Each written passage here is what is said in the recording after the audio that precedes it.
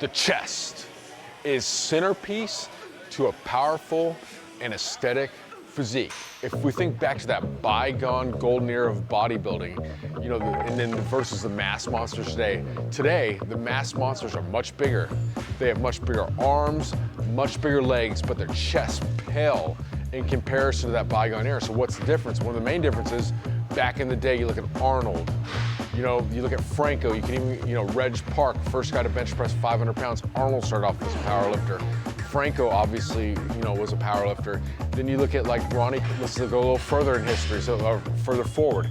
You got Ronnie Coleman. Ronnie Coleman, he was a powerlifter long before he ever sets foot on the bodybuilding stage. Branch Warren started as a powerlifter. Johnny Jackson, we go, all these people with amazing chest development started off as some sort of powerlifter. So that's one of the major big differences, because a lot of people do not train their chest correctly. And what do I mean by that? The chest is composed of scientific studies show about 57 to 65% fast twitch muscle fibers. So what exactly does that mean? Fast twitch muscle fibers, like we've talked about before, like hamstrings, things like that, they're gonna react better to heavy weight, high speed contractions, things like that, to produce massive amounts of force. So that's why a lot of times the powerlifter that doesn't do any sort of chest isolation work, I mean, obviously his physique's nothing compared to a great bodybuilder overall, but he has that chest development, you know, so a lot of times these guys diet down, they have that chest development because they train that way. But 57 to 65% is not 100%. So you still need that metabolic stress work, you still need that pump work. So if we had to choose between going some heavy ass raw pig iron to develop that hood, like they call it in the Crowbar Hotel, AKA prison, we would choose heavy weight. Low reps 8 and less, but we don't gotta choose. So what we wanna do is make that the primary movement, is a heavier weight, and then we wanna, then we're gonna have to do that pump work too. So you think about, you know, the chest is composed of 2 separate heads. You have the upper clavicular head, and then you have the sternocostal head. So that's your upper fibers, and then you have your lower middle fibers. So the upper fibers, about 19% of your chest. Obviously the remaining 81% is the middle and lower fibers. You're gonna have to train all that to completely develop your chest. So your upper chest fibers, so to maximally activate these fibers, you're gonna have to do things that involve shoulder flexion. So that's gonna be like your incline, you know, press variations where your arms move upward. The middle fibers, those run horizontal. So activation is gonna best be achieved on exercises like the flat bench press where the arms move horizontal. Then finally you have your lower chest fibers, those run downwards. So those are best gonna be achieved with exercises that best involve your arms moving downwards. So like, that's why dips are so effective for building your chest. So let's use a big word today. We have a dichotomy going on here, okay? So you have one camp, this bodybuilding camp, it's all about feel. These guys worship the almighty pump as their saving grace, okay? And it's all about feel, it's all about pumping, you know, posing, all that kind of stuff. Then you have the other camp. The other camp is, you're gonna look at guys that are gonna train like a powerlifter, eat like a bodybuilder, you're stage ready, okay?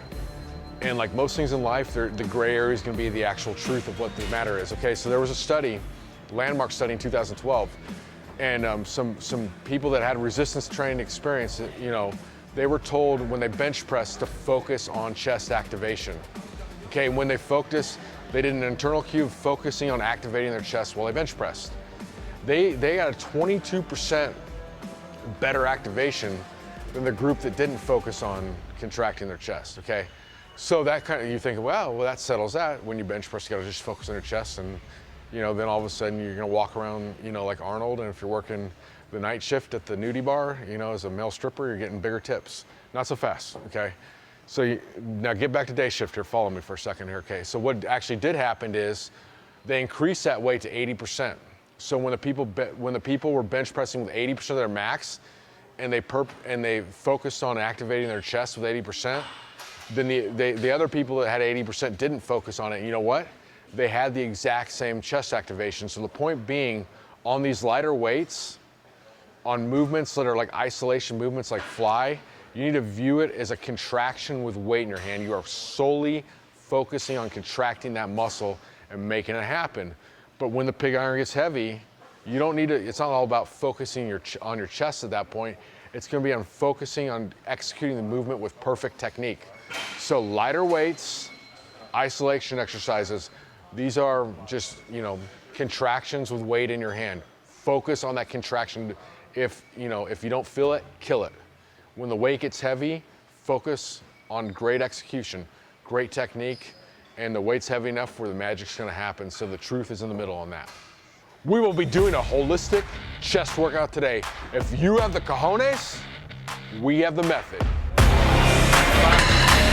6, 7, 8, 9,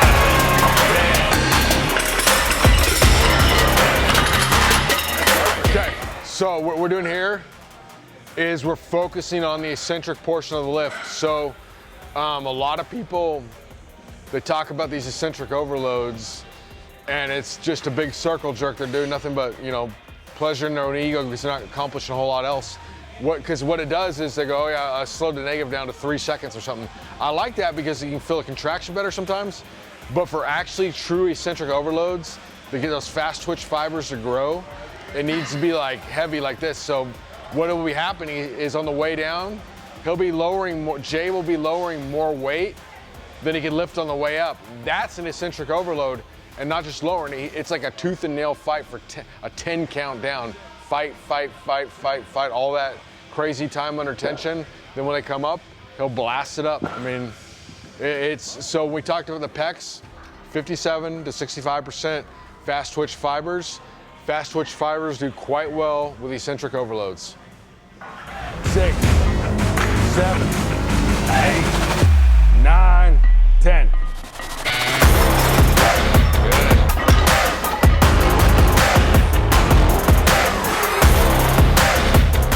What we're gonna do here is some time under tension training. So for 20 seconds, Jay's gonna bust out as many reps as he can on the incline. You're gonna control the negative, do the positive of the portion of the rep forcefully.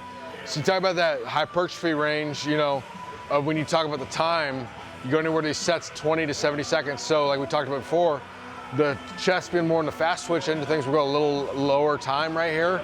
But what that's gonna enable him to do is heavier weight. So when if and when he hits failure, what he does is instead of like, you know, so say you hit failure on a set of easy curls, you could either do less range of motion, or you could swing it up. So instead of like swinging it up or doing anything crazy or spotting him, all he's gonna do is just continue with less range of motion. So that's one of the best ways to extend a set, quote unquote cheat. Because when you cheat in bodybuilding, the cheating is not cheating, you know, we think of cheating, we think of it's to get an unfair advantage, to do less work. Cheating in bodybuilding is the opposite. You're trying to make it harder, you're going beyond failure. So when he hits failure, less range of motion, but more tension on that muscle, making it grow, grow, grow.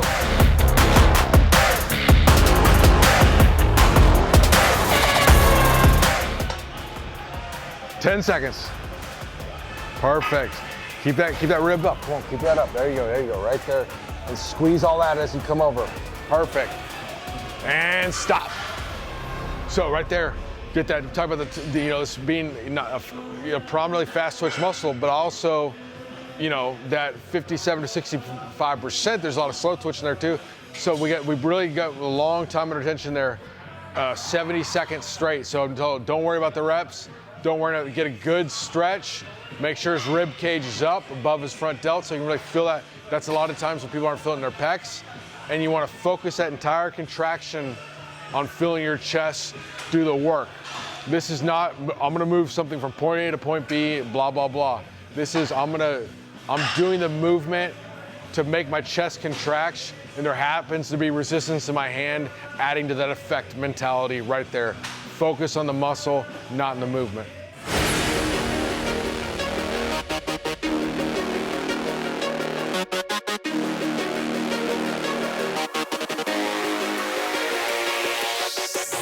This is gonna be a circuit. You go for 5 minutes straight. So what he's gonna do is he's gonna go 8 reps on dips, forward lean. We get that forward lean to emphasize your chest development, followed by flies right here.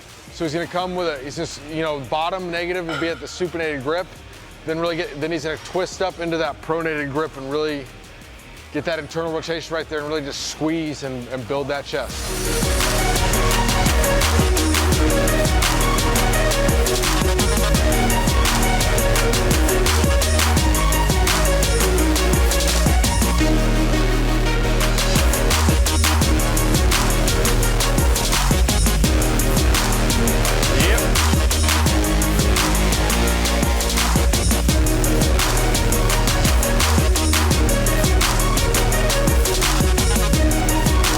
So interestingly enough, we talked, you know, in that bygone Arnold golden era, people weighed 50 pounds, sometimes all the way up to 80 pounds less, but they actually had better developed chests because they trained heavier and they had that sort of power building type of background. So this all changed when growth hormone, insulin, things like that arrived on the scene. So that's a huge thing to think about, you know, because it's definitely true. And I'm not here to criticize people or, you know, make fun of their decisions, but you like look at, like, you go to like gyms, especially go to like your more upscale areas, you'll see the older dudes on TRT and stuff and getting on, you know, growth hormone list things, you know, they walked around all pumped up and their shoulders kind of big, arms kind of big. You see them from far away, they turn around, they disappear, they have no chest. You know, so there's definitely that kind of truth. So this growth hormone, insulin, all that, it may pump up your arms, it may blow up your legs, but it doesn't make those chesticles go booyah.